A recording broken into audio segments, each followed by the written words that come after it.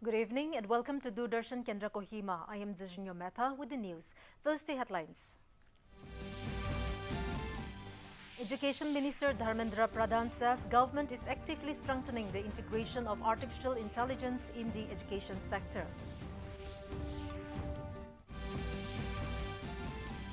Chief Minister Dr. Nipuryo flags off ALS ambulances to strengthen emergency healthcare in Nagaland.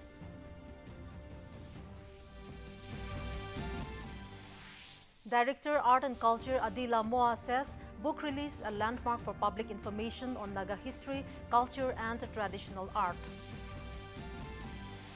Higher secondary school leaving certificate examination commences smoothly across Nagaland.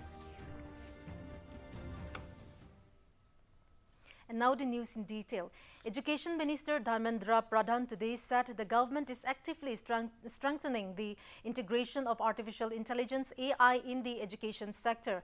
Addressing the Bharat Bodhan AI Conclave in 2026 in the national capital, he noted that work on AI in India's education ecosystem is advancing at a rapid pace and that the country possesses a strong and abundant talent pool. The minister said that AI will be incorporated into India's education framework from class 3 through advanced research levels, not only as a subject of study, but also as a research theme, a model of innovation, and a communication strategy.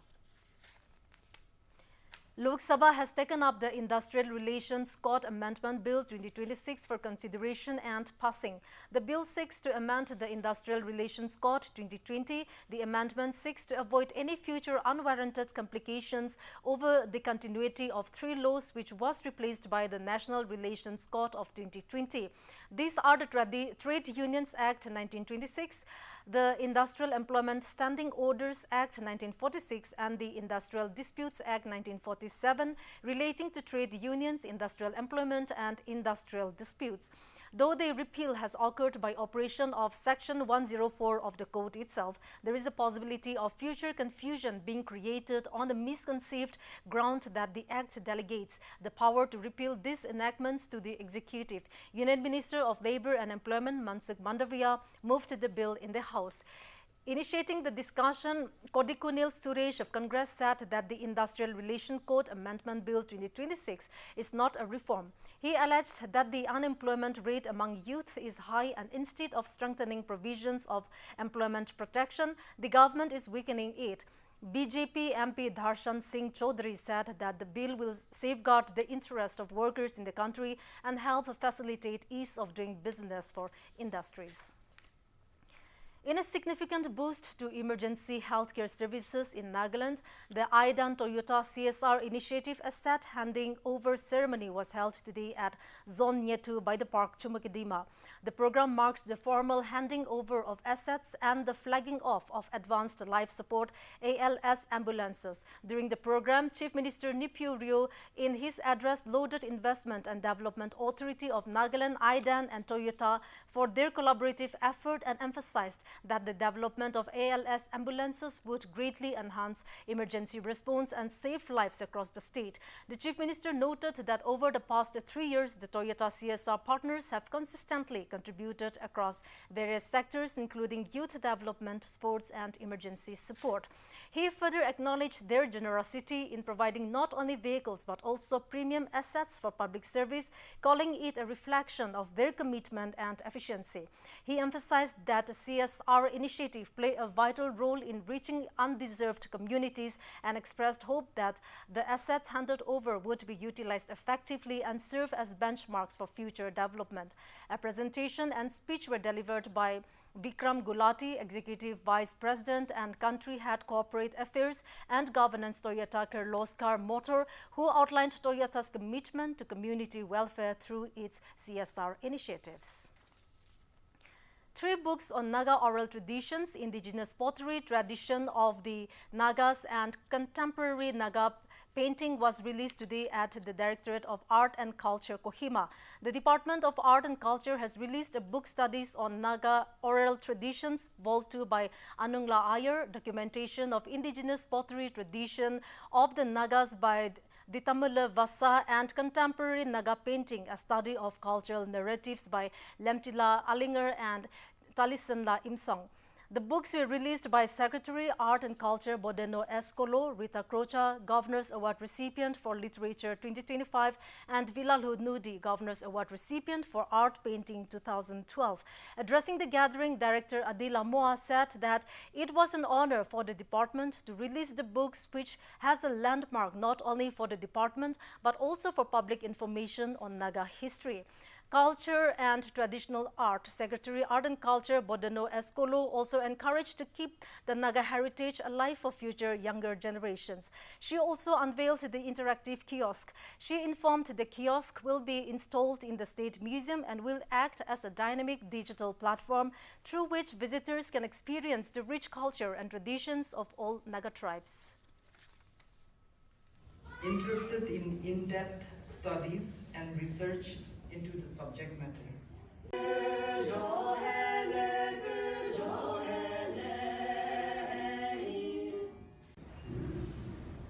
I've learned much from the physical aspect of the museum, which has been meticulously and very well preserved and maintained by the Directorate of Art and Culture.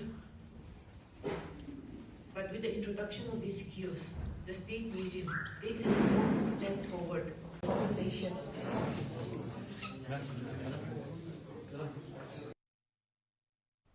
And let us now take a short break. Stay tuned.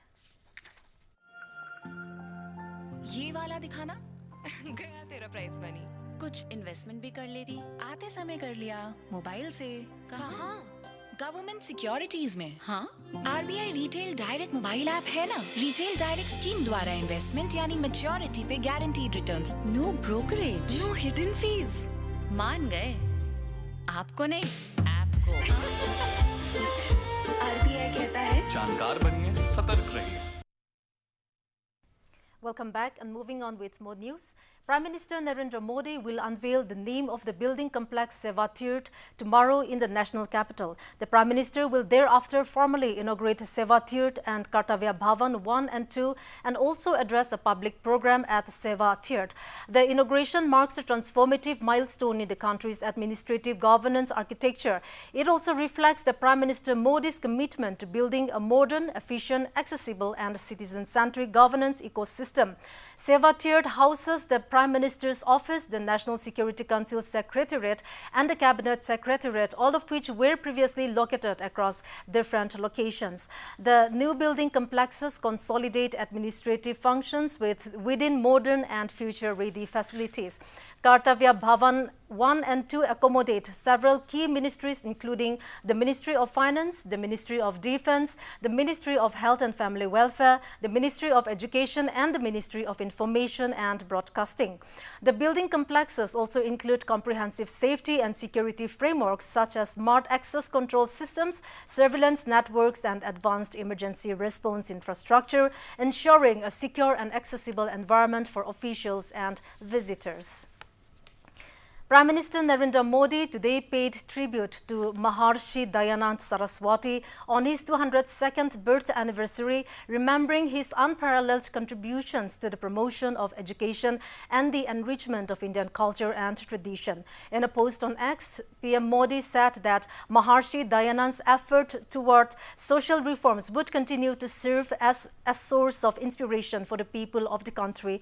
Born on February 12, 1824, Swami Dayanand Saraswati was a distinguished scholar of Vedic literature and Sanskrit. In 1876, he gave the call for Swaraj with the declaration India for Indians. This message was later championed by nationalist leader and freedom fighter Bal Gangadhar Tilak. A pioneering social reformer, Maharshi Dayanand founded the Arya Samaj in 1875 to challenge prevailing social inequities and promote a return to Vedic principles. The Arya Samaj has since played a significant role in the India's cultural and social awakening, particularly through its emphasis on education and reform. In 2024, PM Modi had released commemorative coins to mark the 200th birth anniversary of Maharshi Dayanand and the 150th anniversary of the Arya Samaj service to society. देश आज अपनी बेटियों को आगे बढ़ा रहा है। In an era driven by speed and ambition, his philosophy places character above convenience and integrity above popularity. Swami Dayanand Saraswati's Jayanti is more than just a remembrance of his birth. It is a reminder that a nation grows stronger when its people choose knowledge over ignorance and values over shortcut. India's trade surplus with the United States could cross $90 billion annually after the new trade deal. This may also lead to an additional surplus of at least $45 billion per year. A research report released today by the State Bank of India (SBI) said this increase is equal to 1.1% of India's GDP. It could also result in savings of $3 billion in foreign exchange reserves. SBI Chief Economic Advisor Soumya Kanti Ghosh has said that as per preliminary estimates, Indian exporters may raise exports of the top 15 items to the US by $97 billion in a year. Including other items, the potential increase can easily cross $100 billion. He added that India's trade surplus with the US stood at $40.9 billion last year. It can now rise to over $90 billion annually. The report also highlighted the recent trade deal with the European nation. It said the agreement has opened up a $260 billion textile market to India with zero duty on textile imports. The Higher Secondary School Leaving Certificate HSSLC examination commenced smoothly across Nagaland, with students appearing for the English paper at various centers. According to the Nagaland Board of School Education (NBSE), the examinations were conducted at 68 centers across the state. A total of 16,095 candidates from the arts, commerce and science streams are appearing for the Class 12 examinations this year. Officials informed that the first day of the examination passed off peacefully with no reports of malpractice or untoward incidents from any center. The board stated that necessary arrangements have been put in place to ensure the smooth and fair conduct of the examinations throughout the scheduled period. The information was informed by Ramgumbung Nsarangbe, Secretary and Chairperson NBSA. Across the state, there are 68 examination centers for HSSLC examination. Then a total of 16,095 are enrolled for the Class 12 examination, and out of that, 11,823 are from the art stream, then 1,181 are from the commerce stream, and 3,091 are from the science stream. So far, the examinations has been conducted smoothly across the state. Bangladeshis lined up outside polling booths today as voting began for what many say is a pivotal election for the South Asian nation, marking a return to democracy after the 2024 ouster of longtime Premier Sheikh Hasina in a Gen Z-driven uprising. Analysts say a decisive result is crucial for steady governance in the nation of 175 million, as the deadly anti-Hasina protest triggered months of unrest and disrupted key industries, including the garments sector, the world's second largest exporter. It is the world's first election after a revolution led by under-30s or Gen Z, to be followed by Nepal next month. The contest pits two coalitions led by former allies, the Bangladesh Nationalist Party (BNP) and the Islamist Jamaat-e-Islami, with opinion polls giving an edge to the BNP. Hasina's Awami League is banned and she remains in self-imposed exile in India.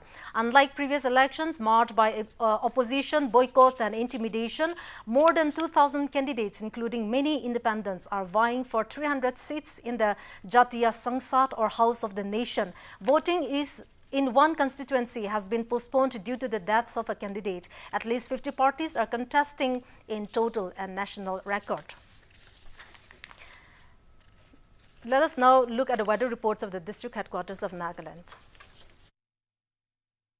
Kohima today recorded a maximum temperature of 22 degrees Celsius and a minimum temperature of 8 degrees Celsius, while Dimapur had a maximum temperature of 29 degrees Celsius and a minimum temperature of 13 degrees Celsius. Wokha experienced a maximum temperature of 22 degrees Celsius and a minimum temperature of 13 degrees Celsius. Mokokchung had a maximum temperature of 24 degrees Celsius and a minimum temperature of 9 degrees Celsius. Mon had a maximum temperature of 26 degrees Celsius and a minimum temperature of 12 degrees Celsius. Towards the east, Twinsang had a maximum temperature of 17 degrees Celsius and a minimum temperature of 4 degrees Celsius. Zinabuto had a maximum temperature of 21 degrees Celsius and a minimum temperature of 6 degrees Celsius. Phak had a maximum temperature of 17 degrees Celsius and a minimum temperature of 5 degrees Celsius. That's all for the weather report. And that is all we have in this evening's bulletin. Good night.